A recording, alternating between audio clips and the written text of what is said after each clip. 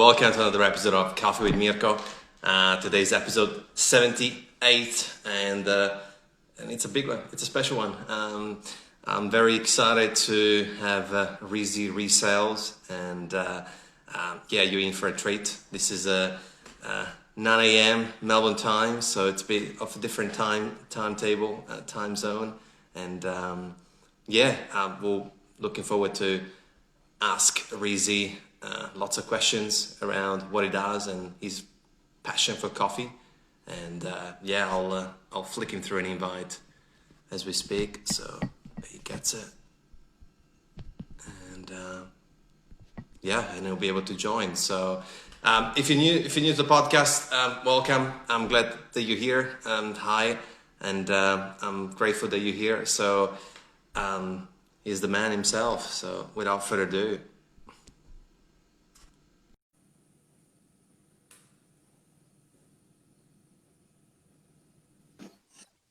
Hey, what's up? How's it going?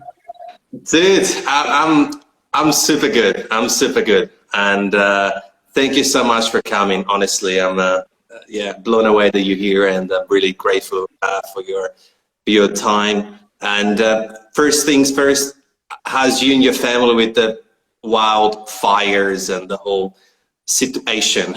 We're doing all right. It's they actually didn't get too close. The closest it got to us was like 8 miles away.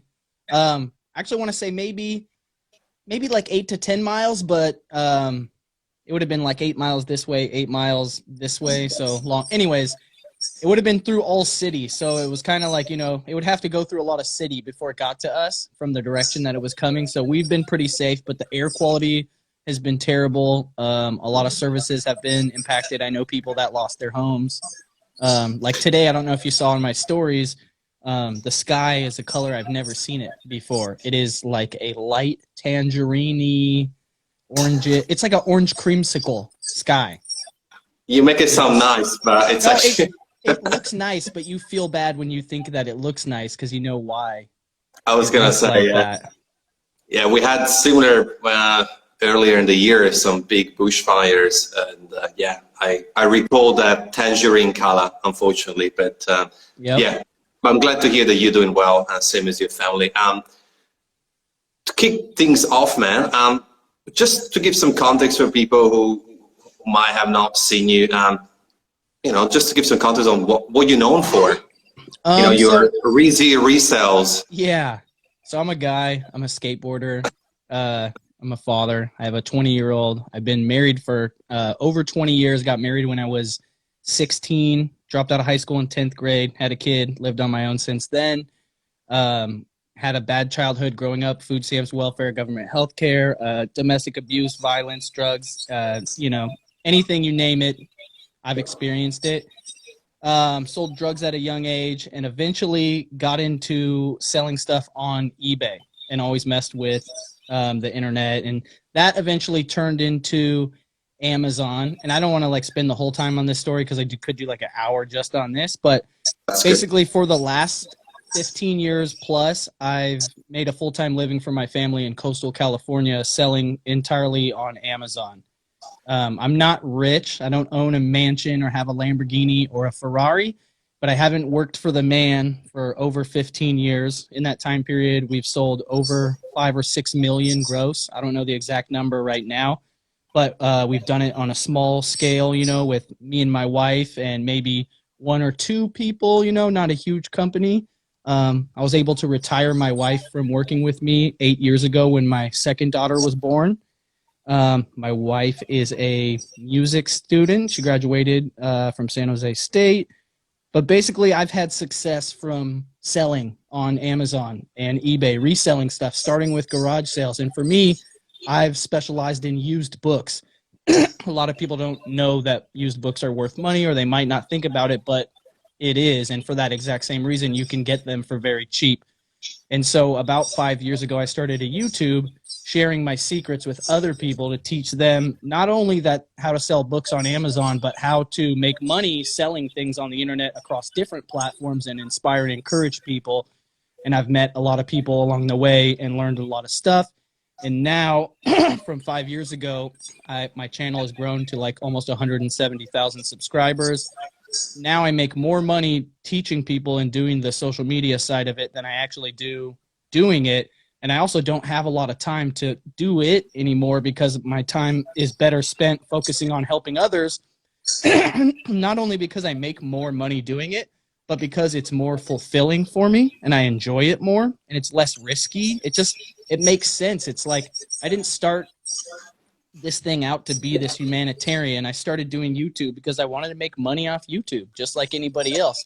But what started happening is when I had success, people would tell me, oh, wow, you changed my life. You know, like we were doing this and I hated my job. Now we're doing this and we spend more time with the kids and we paid off $40,000 of hospital bills because we saw one of your YouTube videos, you know? And so now I'm on this path of, okay, like I feel like I'm figuring out what my purpose is in life. Like I'm not religious, but I believe in karma and purpose and like anybody can make money. Like that can't be my purpose. You know what I mean? But maybe because I've had a screwed up life and the experience that I've had have like built me to be a certain way and I can share that perspective with others and that can help thousands of people make money and change their lives. You know, like if I had like one of those McDonald's signed, like 1 billion served or like, you know, like every dollar that was ever made from advice that I gave to people, that would be super cool. But basically I am a guy that makes videos on the internet telling people how to make money selling on Amazon. I've had some success with that. I've been featured on Gary Vee's YouTube a couple times.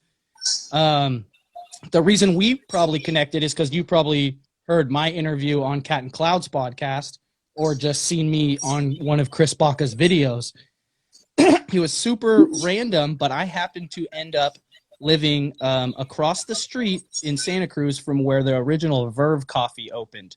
And when Verve Coffee opened, this is like a perfect segue. Way back then, I don't even know how long ago that was, Chris and Jared were like the flagship of it. I'm just assuming that your viewers know who Chris and Jared is. Chris Baca, Jared Truby.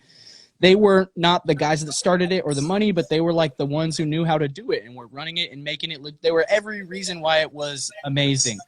And Chris was a skater, and so I connected with Chris basically just off of being like, dude, you wear skate shit, you know? And he was like, dude, you drink so much coffee. Like, have you ever tried espresso? And I was like, no, what's that? And so started drinking espresso, fell in love, you know, met a bunch of other baristas, started making espresso at home. I remember I went to they hosted a barista contest here in Santa Cruz. Verve did, and there was a bunch of bigwigs there, and like Chris and Jared were like telling me like, yeah, that guy, you know. And I remember I had the My Pressy, which was a handheld espresso maker that was powered by gas cartridges. I don't know if they went out of business. It was an amazing product, but it would only last for like a year, and then because the parts were so small, it was really hard to repair. But they were doing good then, and they sent me a couple of My Pressys to give away at the contest. But also, I got like a My Pressy shirt, and I was just doing free espresso shots. So it was like me and at a table, a fold-up table with a My Pressy and like a bucket system, you know, like catering style. And then behind me was 3 like super dope La Marzocco, like fully pro-level machines that you would see in a cafe, like one here, one here, one here. And then there was like each one was stacked with 2, you know, nationally ranked baristas. And then it was just little old me on the back table. And everybody had like 30 people in their line because it was straight free espresso drinks at the contest. Like milk drinks, espresso, you just tip, you know, and you do your 1 hour shift. And then, but anyway, it was like a who's who of barista. But I remember people would come over to my side because I had not a lot of line. And I was like, hey, come through. I'll make you espresso just as good, you know. And that was just a really good memory I have. I remember I felt like I earned a lot of respect from like the other guys. Like I had respect from Chris and Jared, but then the other guys were like, dang, this guy is about coffee, because I sat there and banged out espresso shots with a bucket setup for like 5 hours for no money, for nothing, just for the love of it, you know, because I wanted people to be like, look, this little machine can make you an espresso shot that is like as good as that machine, and that's a $20,000, $30,000 machine. You know what I mean? Like, what does a GS3 cost? Like $10,000, I think, even used, like a good deal, $3,000, $4,000. My Pressy is like $150, you know? And so that was like the beginning of my home barista journey, because I started out, I used to drink the worst coffee ever, just whatever. Then I started drinking French press, and then eventually got into espresso. Yeah. And then, yeah. But I just super just universal luck that I happened to meet Chris and Jared, and those two guys had a huge, profound impact on my life. Now my daughter works for them. She's 20. She's worked for them since she was 16. She's one of the oldest employees. Still works for them. She's moving, and also one of the youngest, one of the longest remaining, but one of the youngest. She's now moving into leadership position, and she's been a roaster. She's worked almost every position in the cafe. They sent her to Brazil to select green coffee when she was, I think, 17 or 18. Like, I remember I was legit scared she was going to Brazil. Like, the other person that she was going with, I was like, I had to have a talk with that person, you know, like, you need to take care of my baby, you know, and it is wild, man. Which means that she's off the payroll, you know, something that Gary Vee and you talked on the interview, you know, like as an advice to get the kids to, you know, earn their money and value money. Is that something that you guys spoke about? Yeah, no, for sure. So, she moved out last year, but she had been working with them, you know, in whatever capacity she could since she was like 16. So now she's full-time in leadership and, you know, making rules, and it's just amazing. And yeah, I think you kind of quickly, I think you popped up on either my live episode with Chris or Jared. Now I'm getting mixed up. Yeah. And either or, they were like, yeah, this guy's a dope guy, check him out. And I was like, oh yeah, I will. And then, you know, I started digging, and I was like, damn, this guy. Why do you love flipping so much? And whilst we are at, what has been your single best flip? And you know why I asked the question. Great. Yeah, no, this is good. Okay, so I like selling because it's way better than digging a hole in the ground, right? I didn't go to college. I didn't have a lot of opportunities. Selling is a skill set that I think everybody should have, the ability to sell stuff. I have naturally earned that over a lifetime. I've had to sell my own self to get my attention of someone, because I was like neglected growing up, and I think that helped a lot. But it's just the dopamine rush that you get from buying something for $1 and selling it for $10, or buying a book for $0.25. Like, I bought a book for $1 that I sold for $700 once, right? And so, I mean, my average sale price on books is like $12, you know, but, you know, you sell books worth a lot more all the time. And now it's like a lot, you know, that stuff doesn't excite me too much anymore. But back in the day, you know, like even now, there's nothing to me that's more exciting than going to a garage sale. And my followers know this example. I give it all the time, but I'm like, how much for those pens? It's 50 cents each. And then you look in the box of pens, and there's a gold pen. And you buy it for 50 cents and you sell it for like $100 on eBay, because it's a gold pen, because you know that some pens are gold, and some people get pens given as gifts, and some people buy $300 executive pens, and like, do you know what I mean? But the person who put them in the box and said 50 cents for all these pens, they just lack that knowledge of some pens are expensive, and people collect pens, and pens are rare. And I could spend the next 45 minutes looking up pens on eBay, and I'll be excited. Why? Just because I know that's like a little nugget I can pack into my brain that might make me $100 from a quarter.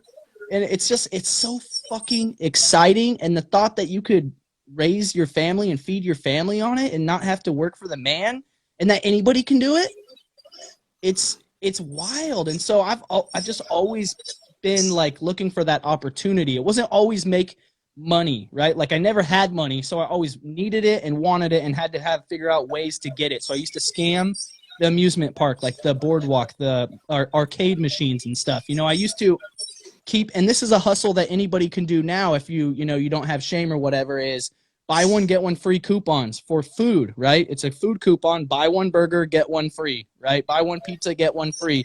When you see buy one, get one free coupons, I used to steal all the coupons. I'd put them in my wallet and treat them like money. Then I'd go to the pizza shop, and when someone was buying a large pizza, I would give them the coupon and say, hey, you're getting a large pizza? Yeah, I am. Here's a coupon for a free large pizza. when you get that pizza, will you give me the free pizza? And here's another coupon that you could use for yourself next time you come through. And they're like, oh, word, cool. 99% of the time they get their free pizza and give it to you. There's, of course, the one dickhead that doesn't give you the pizza and just leaves or whatever, but you get that pizza. You know what I mean? Or that burger or whatever. I used to sit and play video games at the pizza shop when I had no money, just waiting for that family to leave their table because I know they would leave like 2 to 3 slices on the table. You know what I mean? And so I've always had that eye, and there's just a lot of weird things that made me that way. And I know a lot of people aren't, and so I like to, like, it's like a disease. It's honestly like a sickness. And so I was stoked to find people like me on the internet that like that stuff, and I could talk about it forever to people. Like my real life friends that don't sell, they tell me, hey, we're having a barbecue. You can come over, but don't talk about business. Please don't talk about business. And I was like, dude, this is not going to work. This shit's going to backfire. But it's also because it is your business, but it's also your passion, right? And when you were talking about the pins, it's lack of knowledge, but also lack of patience and you gotta be humble and patient to be able to say, hey, you know what? I'm gonna hold on to this pin until someone on eBay is gonna buy it. Right. Until it's super interesting. And to be honest, I really appreciate you sharing that story because I think it's so important to sort of remember where we come from. It's just yeah. I mean, a lot of stuff is really cheap. So like that pen, 25 cents. Maybe I'm wrong. Maybe it's fake gold. Maybe it doesn't sell. Throw it away. Who cares? It's 25 cents, right? It's a lot different than investing a ton of money, you know, into a bunch of stuff. But anybody can make money, whether it's a side, like a little bit of money, a little bit of extra, a couple $100 a month, or replace, you know, I know lots of people that had 6-figure salaries that left those jobs that they hated to be a reseller. And they're making that much or more reselling, and they're way happier. And so the basics for figuring it out, if you guys like are totally new to this, you can get started in reselling for free. $0, no money invested. You don't have to buy anybody's anything, and you don't have to spend a lot of time learning. You're going to learn on your own for free. What you're going to do is you're going to make an Amazon seller account, a free account. It's free. And you're going to make an eBay account, right? And you're going to start looking at how to look stuff up. So if you have, for example, let me say, okay, here's this. I'm just sitting at my computer desk. So if you have this mouse in your house, right, you're going to look it up. Just find anything in your house and look it up, and then go, even if you don't want to sell this mouse, just look it up and go Logitech G502 Hero mouse on eBay. Look at the results. Then learn how to filter them, go through and tell it to show you sold and completed. Then now you can see what sold that was called Logitech G502 Hero mouse, and you can sort it from most recent sold, which is important because you want to know what the market trends are right now. Or you can sort it from highest to lowest, and you can go, dang, the lowest this sold for is $40, and the highest it sold for is $60.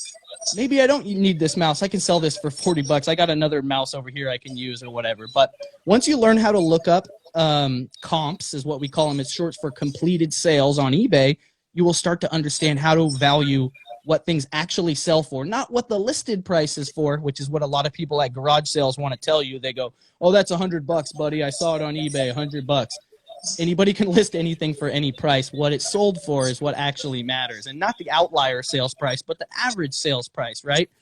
And so then what you're going to do, and you need to learn how to do this on Amazon or Poshmark or Depop, whatever platform it is you want to sell on. Then you're going to shop your house. And what I mean by shop your house is you're going to go through your house and you're going to find all the stuff that you don't need or want. I do need that, so I'm not going to sell that. But the stuff that you don't need or don't want, then you're going to put it in piles, and you're going to start looking it up on eBay and looking it up on Amazon and see what it's worth. I guarantee the average person has $500 to $2,000 worth of shit they don't need in their house that they could sell on eBay or Amazon and either kick off an e-commerce career or start a new business or go on a vacation or whatever it is that you want to do. Like, you could figure out how to do the whole business without risking a single dollar. And when you sell everything in your house like I did when I was 16, then you tell your friends and your family, hey guys, I'm doing this reselling thing, so if you have anything in your house you don't want, I'll take it off your hands for free. And you'll be amazed. People that are not as ambitious as you will give you all the stuff in their garage that they don't want to sell anymore. Now you got all kinds of stuff. And when you finally finish going through all that stuff, then there's the free section on classified websites wherever you live. I don't know what country you're viewing this from, but in America we have Craigslist, Facebook, OfferUp, Letgo, anywhere, one called Nextdoor, anywhere where you can post an ad. People are posting ads saying, I got free books, come pick them up. I got free this, come pick it up. Or you can post an ad saying, hey, I'll pick up this stuff, no question asked, free pickup. So there's a lot of ways to get stuff for free. And when you finally exhaust all that, then you can start going to thrift stores, going to garage sales, going to yard sales. And I promise you, by then, at this point, you still have invested $0 in inventory. You will damn near be an expert at reselling because you will have made a shitload of mistakes, and making mistakes is how you learn. And you want to make as many mistakes as possible, as fast as possible, so you can get closer to being an expert where there's less mistakes to be made for as cheap as possible. Then when you feel it out and you kind of know how it works, you can look at the different ways to make money on Amazon. And maybe you don't have books where you live, but you have tractor parts. So maybe you should sell on eBay tractor parts, or maybe, who knows, it's all dependent on what you have around you, what you can get access, even what you like doing. You might do it and be like, I made a lot of money. Didn't really like that though. Let's try it a different way, right? So, but it's literally like I have a free course on my website, reezyresells.com. If you want to know how to sell on Amazon and eBay, it's completely free. It'll take you like 4 hours to go through, no charges. That will get you in the game, literally. More detailed than this, but it just blows my mind how much opportunity there is to, create the lifestyle you want using the internet. And I think that selling physical things is just fucking practical. It just works. It's practical. It works, and anyone can do it. Yep. It's interesting because I could resonate with you when you were talking about selling. I was super privileged and blessed because I had not a poor, not a rich, but a decent childhood. Even though it was a small apartment, but I was lucky to be filled with love by my parents.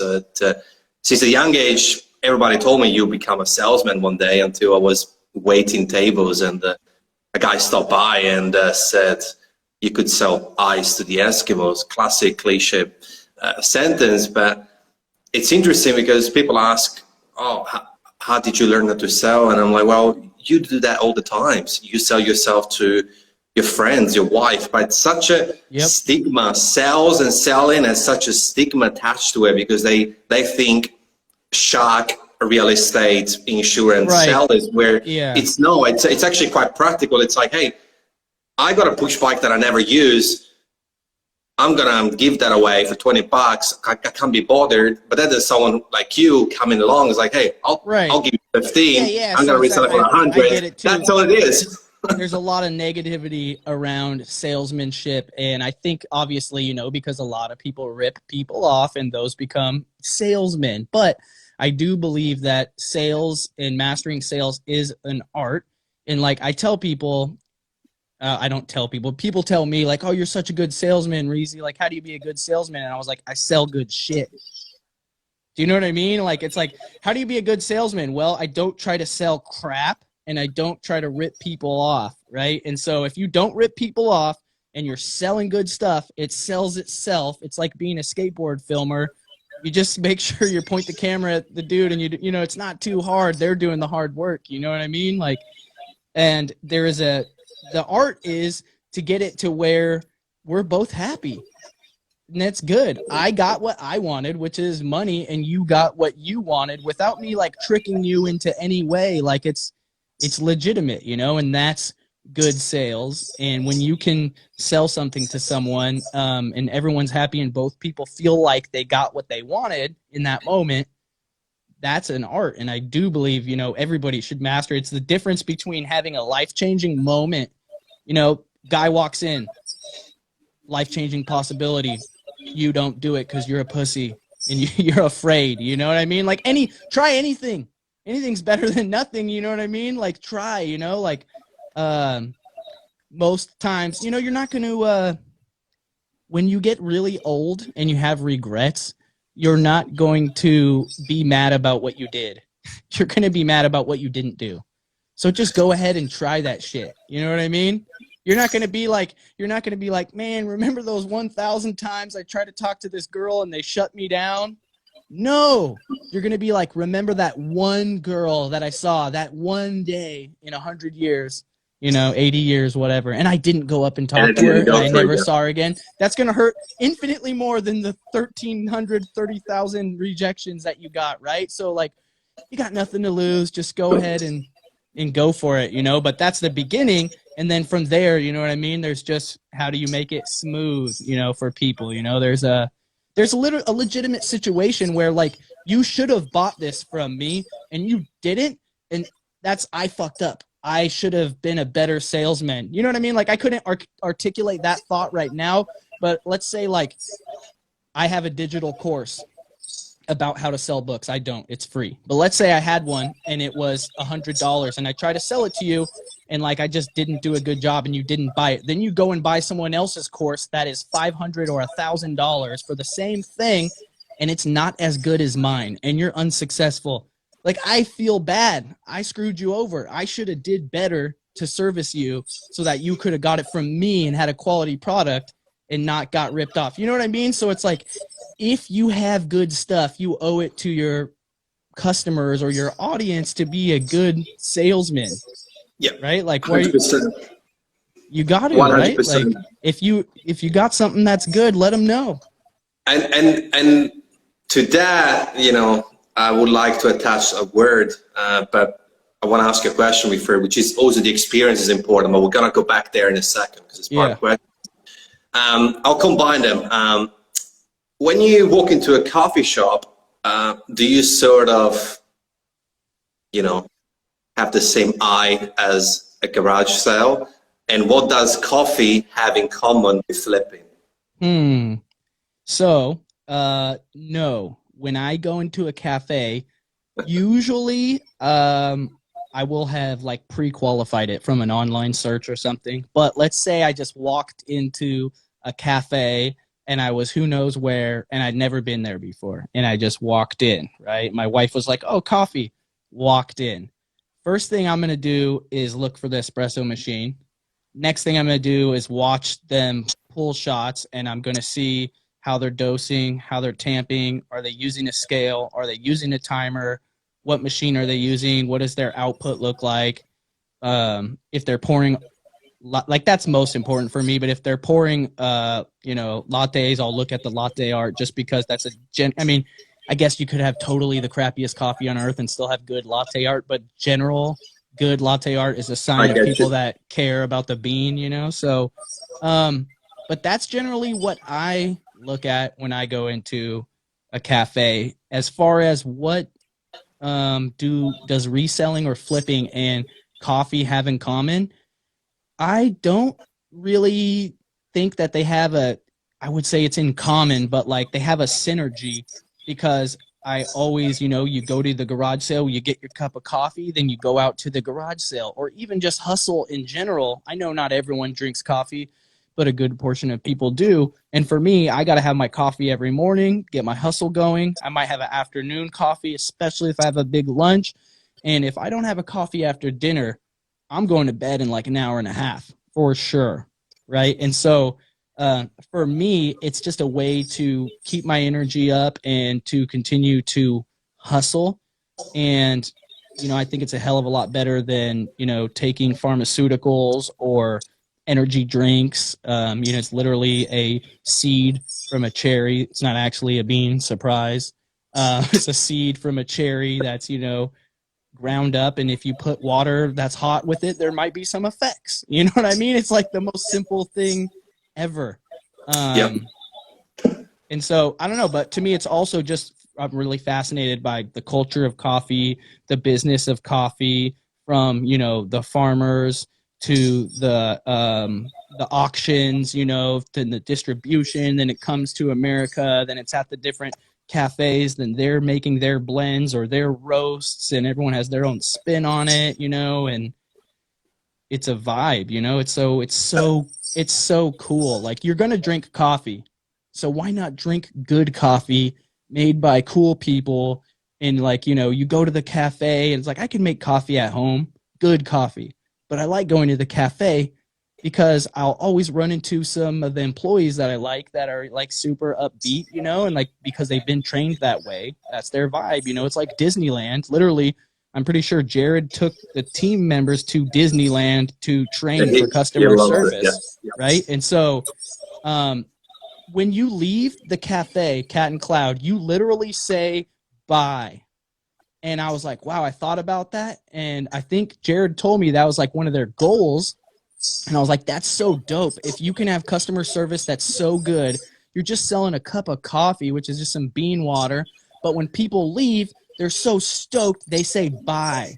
Thanks, bye, friend. No one says that in any kind of business. You know what I mean? And it's just like, I've met random people at the cafe and had 40-minute conversations, and like everyone's like, it's just dope. Like people that appreciate coffee and are willing to spend the money that it takes to get good coffee, and the people involved with it, for the most part, it's like good people, you know. And I just like, I just see coffee as a connector, and you know, so many people from so many different regions are it's a connector, just like how alcohol is, but alcohol is such a disruptive connector and a nonsensical and a not paying attention, and not that it's not creative, but the coffee thing is like, all right, guys, gather around, you know, like, I don't know, I get that, like, revolutionary Benjamin Franklin, like late 1700s vibes, like, you know, like when you're drinking, like, you know, you got like the best coffee in town, and you're just like, you can like look out the window and you can see people drinking butt water from other shitty cafes, and you're just sitting there like, yeah, like everyone else that's in the cafe with you, you're like, yeah, it's like, we're the revolution. But yeah, that's great. I couldn't agree more, and I think you hit it. When it's about connection, it's something that on this podcast I always talk about. Now we just crossed the halfway mark, and I have a ritual question. It's the out of the box question I ask everybody, so you gotta get it too. If you could, who would you like to have dinner with? And it can be anyone. Anyone from history. Yep. Anyone, alive, dead. Wow. In the future, someone said, I want to have dinner with someone from the, 2100. That's wild, man. That is wild. Fictional too? That's this is your dinner, dude. That's the wildest. That is so wild, man. I don't know, man. I don't know. God.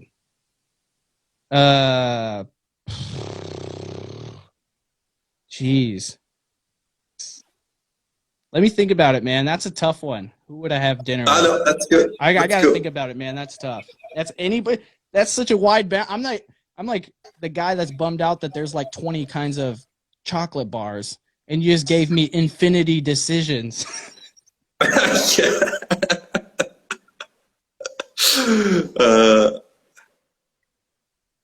Yeah, let me think on that, man. I'm super stumped. I mean, there's so many, you know, like throughout time, you know, I'd be like, Jesus, you know, not that I'm religious, but I guess that would solve the riddle of whether or not he was real or not right there. They'd be like, well, sorry, he's not actually real. And I'd be like, ah, shit.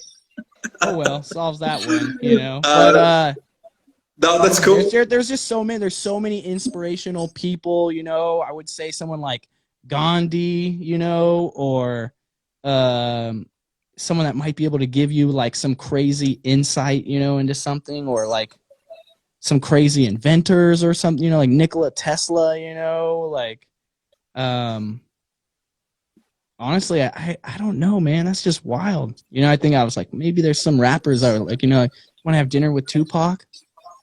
I don't know. That'd be sick. That would be pretty cool. That'd be pretty cool. There you go. I think that's you.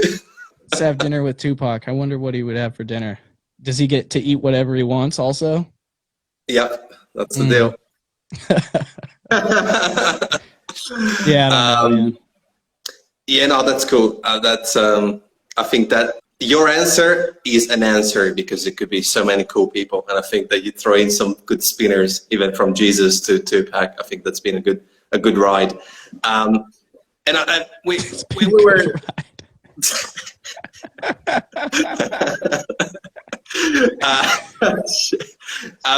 I think you hear. I think with the question, coffee and flipping, where I was getting is that it's still community, it's still family, it's still connecting, it's still chatting, it's getting together, it's gathering. And I think that both coffee and selling, because anyway, coffee is a business, as much as we want to romanticize it, but it is business as well as selling books. How important it is to build not just, you know, a good funnel and a good email list, like how important it is to build a brand, but also an experience, because you can go to a coffee shop and get the same cup of coffee brewed the same way, and across the street, like you say, Cat and Cloud, shout out, you get a buy, you get a thank you, you get so much better experience for the same price. So for us, we sell on Amazon, which is like the middle of the mall, mainstream America. Like, we're not branding it. You're going there because you want to buy this cup. 22 sellers have this cup, and we have the lowest price. So when you click buy, it comes from us. You don't even know who it comes from. You probably thought it came from Amazon, right? So brand is not so important in that aspect because I sell random stuff. But if I wanted to make my own line of coffee mugs, let's say like disappearing color changing mugs didn't exist. Like, let's just say like I invented that and it just came out today. And so I made invisible mugs, like reveal heat changing mugs, and I patented it, and I made a brand, Invisa mugs, in a logo, and then I trademarked that and registered it with Amazon so no one else could sell it, and then I put that on Amazon. You know, that's very, very important, you know, because I'm creating a brand. I'm not just selling a cup that someone wanted. I'm selling my cup and convincing people to buy it, and I have 32 different ones, and then we license them, and the page is beautiful and different videos on the page and like logos. And then someone from Walgreens contacts me and is like, hey, we want to carry your mugs in Walgreens. Boom. Now I'm not just selling them on Amazon, you know, and that branding is going from on Amazon, how it looks, to how it feels in the packaging, to the inserts that you put in the packaging when the customer from Amazon gets it, to try and encourage them to go to your website so they can be your customer, not Amazon's, because they're not really your customer when they're Amazon's customer, right? Get it? Fair. And then build your brand out like that, like 20% off on your refills if you order through our website in the packaging, you know, or register your warranty through our website, get your free guide from our website, whatever. Grow it, build your brand. Now Walgreens wants to carry your products. Now Target wants to carry your products. Now someone wants to buy Invisimugs off you for $1 million. No one's going to buy my random Amazon business from me where I sell all kinds of crap, including, you know, Xbox controllers and mugs and keyboards, and because that's not as scalable. You still have to go out and find it. It's not turnkey. If you buy Invisimugs from me, you see, you own Invisimugs. I sign a non-compete contract with you. You now have my suppliers. You own the licensing agreements. Now you're selling Invisimugs, and that's branding, right? Similar to what I've done with myself for my personal brand for Reezy Resells. You know, it's Reezy Resells. That's an alliteration. I have a color scheme. I have sound bites. You know, I have a podcast, YouTube, blog. So like all of these things that you need to be, you know, interacting and engaging with your community, you know, but branding as far as what I sell on Amazon, not so important. But I think that's where I was going, you know, like you have a brand, you have a presence, you have your crew, your community, and because you keep it real and you keep it within context, it's super important. Because I think if you didn't have the podcast and the YouTube and the, you know, your Instagram, or, you know, you just post pictures of, I don't know, your breakfast and your lunch, you know, it's not about missing out on sales, which is also, but you also miss out on helping people and adding value to people's lives, like you said, and you received email and a DM, hey, you changed my life. And I think it's the same as well when it comes to coffee. You know, it's like, if you just sell coffee but not the experience, you're leaving money on the table, but also you're not allowing people to have the best experience for the same price than the shop across the road. And to me, that's what coffee is all about. It's not let me sell you a coffee. It's let me ruin you and make it so you have to drink the best coffee ever for the rest of your life. I want you to be like, damn it. After I met Reezy, my average coffee price went from $2 to $5. You know, my average spend at the cafe. Like, that's what I want you. Like, I want to convince you to appreciate it. You know what I mean? And teach you how to make it. And even though I don't have my own cafe, you know, that's what I feel like it's about. It's about passing it on full circle. Chris and Jared taught me. Now I'm teaching other people. And I get so pumped when I make a coffee for someone in my house. There's no better, I mean, there's probably a better feeling, but like when you give someone a coffee who hasn't been to your house before, and then they sip it and they're like, damn, that's the best coffee I've ever had. Wow, touchdown. You know what I mean? You feel super good. And so I love that Chris and Jared are like that with Cat and Cloud. They teach people how to make coffee. I don't know if they've done this yet or not, but if I had a cafe, I would do like once a month free coffee brewing, home brewing lessons where people could come in and meet with the staff and the staff could volunteer and you could, you know, teach people how to brew coffee, because that's really what gave me the affinity for it. It wasn't here's coffee. It's like, here's coffee. Let me show you how to make it. And then at the same time, I was like, wait a minute. You're telling me how to make it, but don't you want to sell it to me?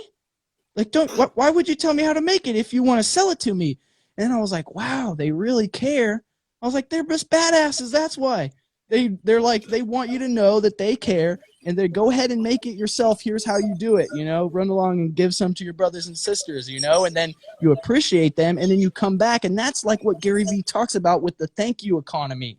And so I'm always going to buy my coffee from them. When people tell me what coffee, I'm going to say, you know, their coffee, you know what I mean? And like even people that they do business with and associate with that I've been turned on to, you know, I support those people too.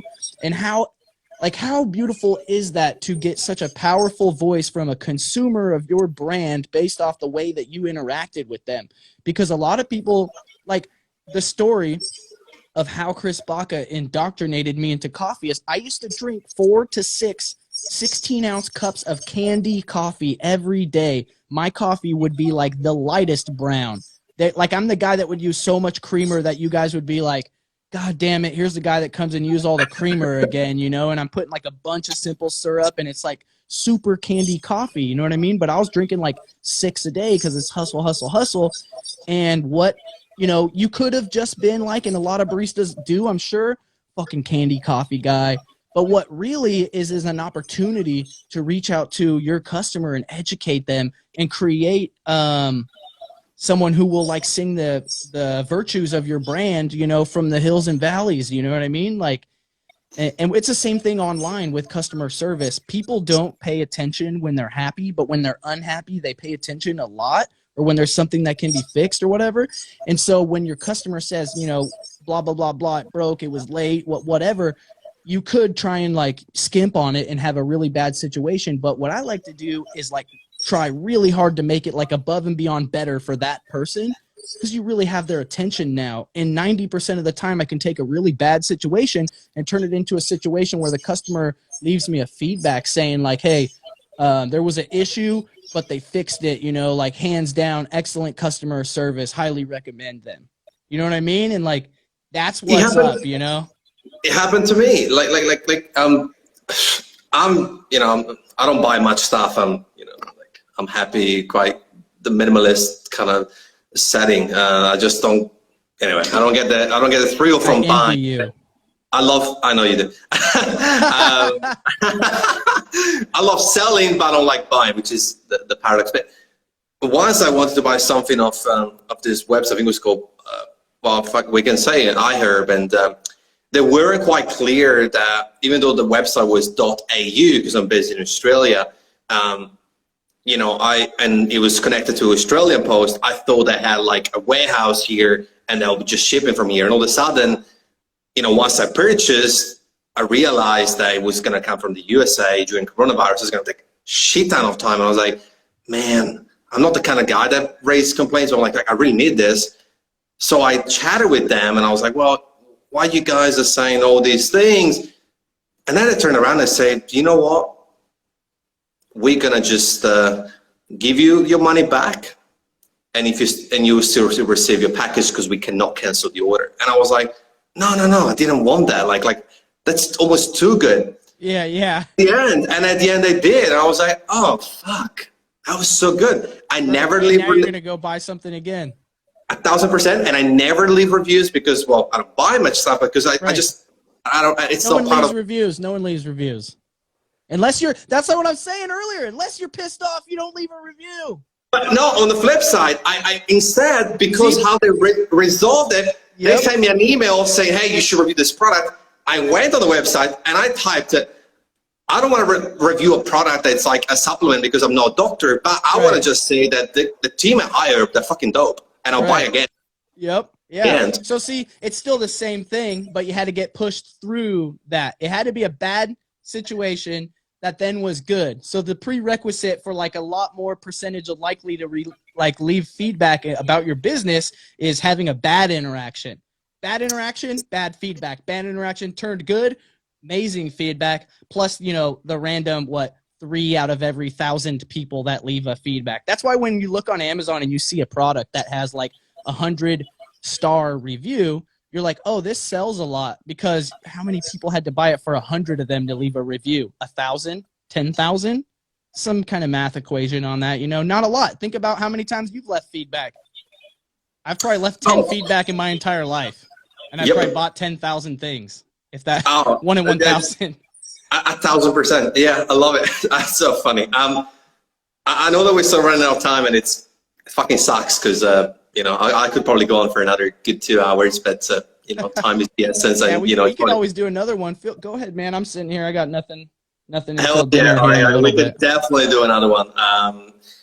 Just a couple of questions. One is a super selfish one, but one is curiosity. Have you ever rocked up to a garage sale and people, they're like, oh no, I know this guy.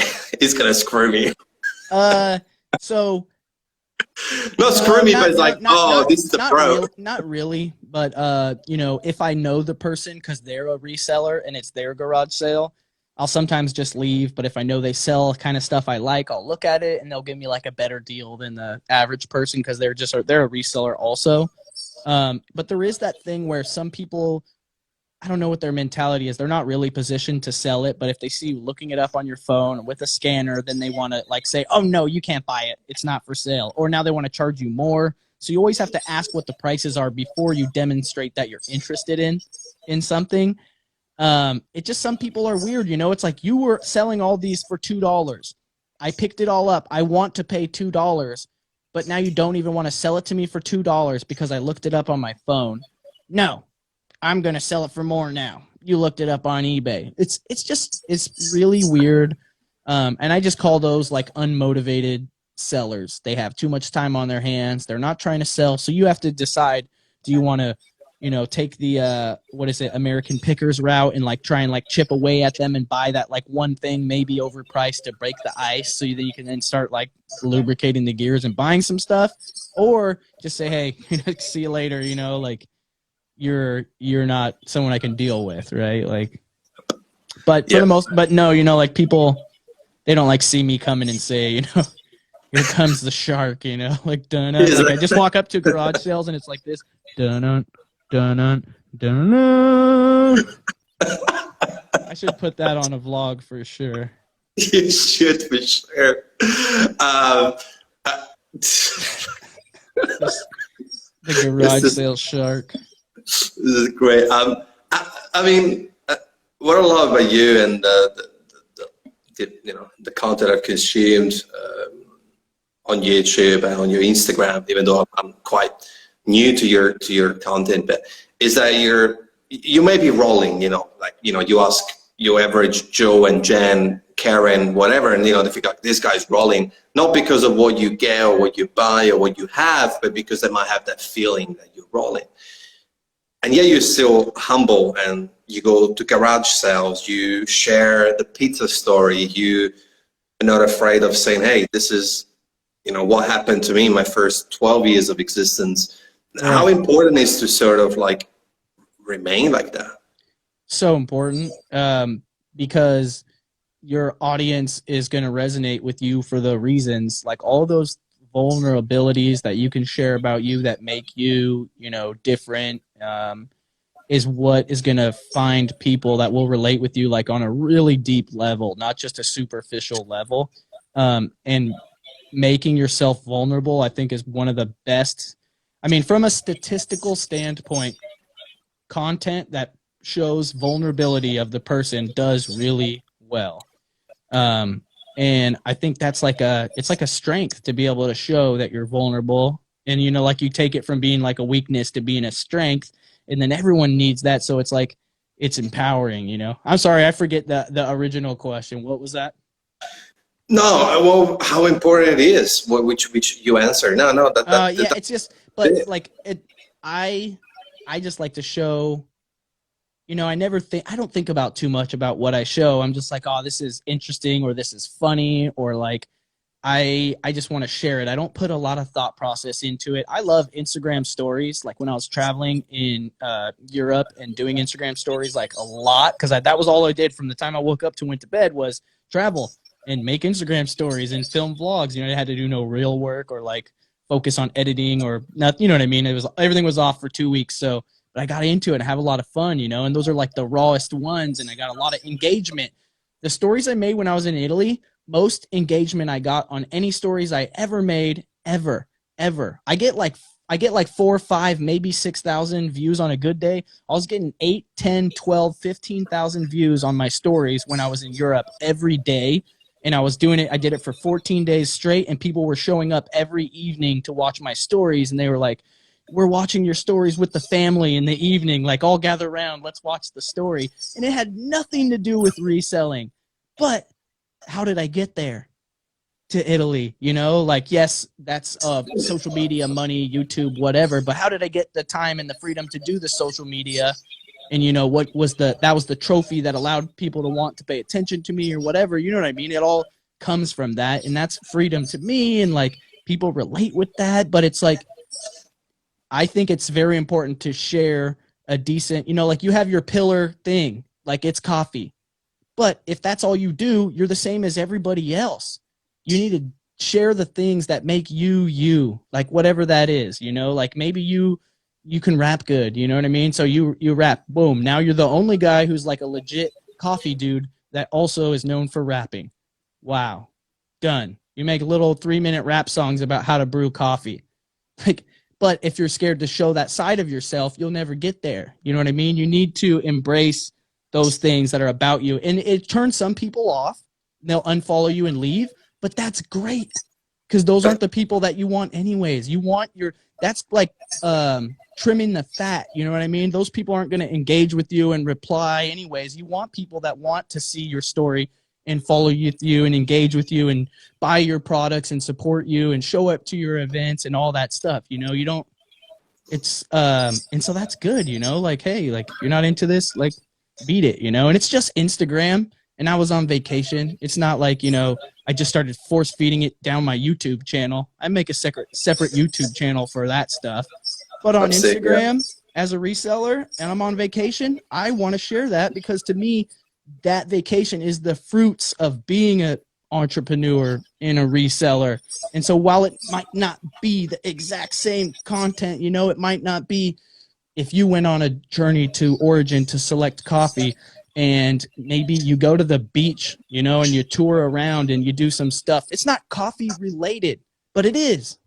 Do you know what I mean? And within that content, it gives you so much more opportunities to share your real self, especially as a personal brand, because that's, my next move, because I've been building these pages. I run a social media agency, which is Social Fixation, and coffee is, where I'm at now because I'm building, a second project, but also I like the family, the community. On Sunday, we're getting all together as a global coffee table. We're launching this new thing. So it's just going to be all over people from all over the world, again, just grabbing a cup of coffee together, literally. That's what I want to do. But then eventually, this is a brand that's, for itself, and I will need to build my personal, but now I just, literally, if I showed you my to-do list, you'd be like, oh shit, yeah, maybe you got 15 minutes left today, which is okay, because I'm building the team. So the last question is like, oh, even though we got freaking 3 minutes. And before I ask you the question,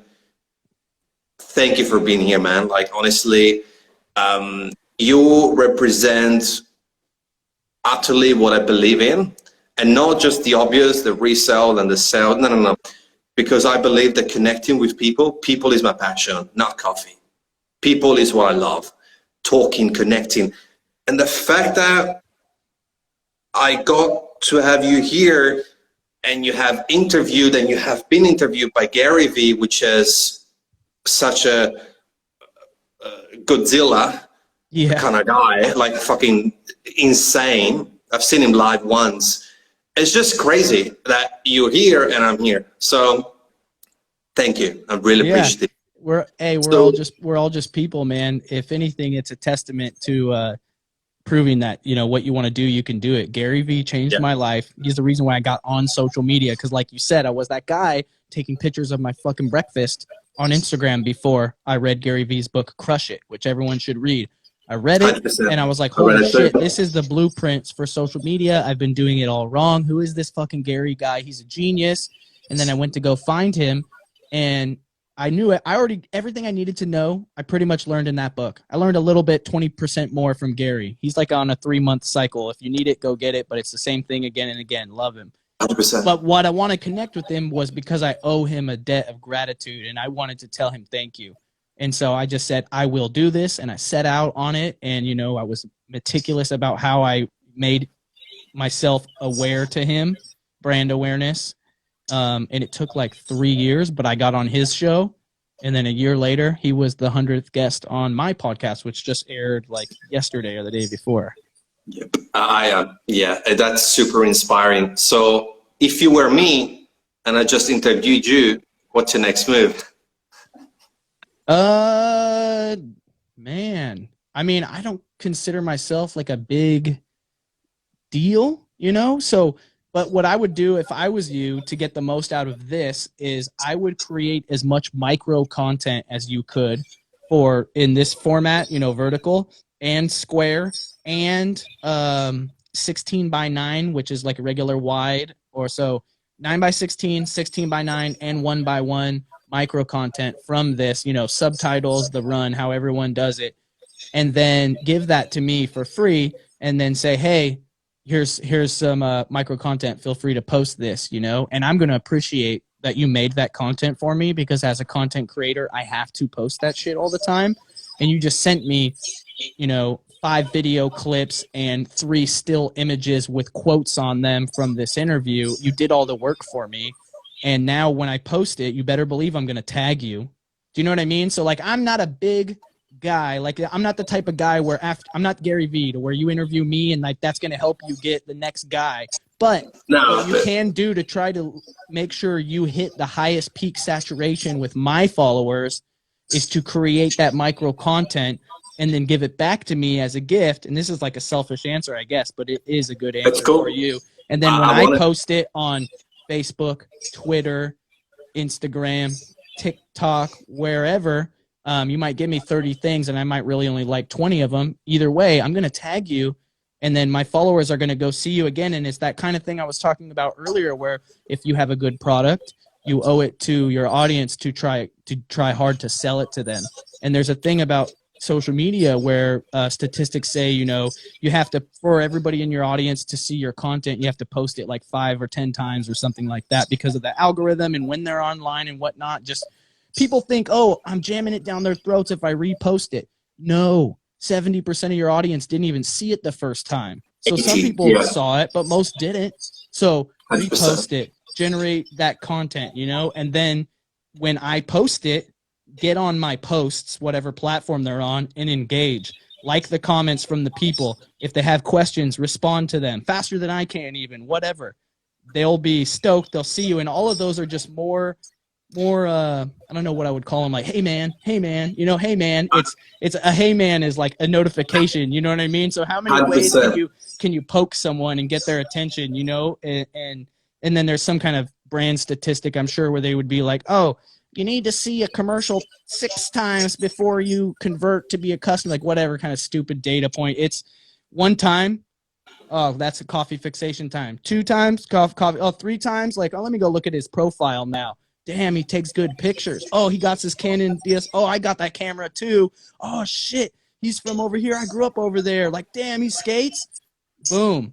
But what are those things that are going to help convert people to follow you on coffee? This is like a macro answer. Is like those when That's you're good. doing all this, those people, to increase the likeliness that they follow you for your main pillar content, which is coffee, is because you've expressed your individuality in your other content. Because I can get a lot of different people to teach me about coffee, and I can go and follow them. But Chris Baca is like a legit skater, makes killer videos, and is a YouTuber, and he taught me about coffee, so I appreciate him. So it's that whole thing about how do you, by sharing your vulnerability and your individuality, you create more relationships and bonds with people to where they become your friends, and your friends want you to win. Your friends support you. Your friends buy shit from you, even if it's more than the other guy. Your friends share your social media posts. You know what I mean? That is such a gold gem, and I know what you mean. I'm just I know that soon Instagram will tell me it's fucking 30 seconds left. So I know that you can go on. Yeah, no good, man. We'll do another one, man. I appreciate you. This is a good interview. I really want to do another one, and maybe we can come out with some like similar formats, but maybe we can don't sleep on sure. that micro content, man. I'm pretty lazy. You send me 30 clips, I'll probably post a bunch of them. All right, I've heard you, don't worry, I've heard you. So. Awesome, man. Well, hey, right. Thank you for the time. I appreciate you, man.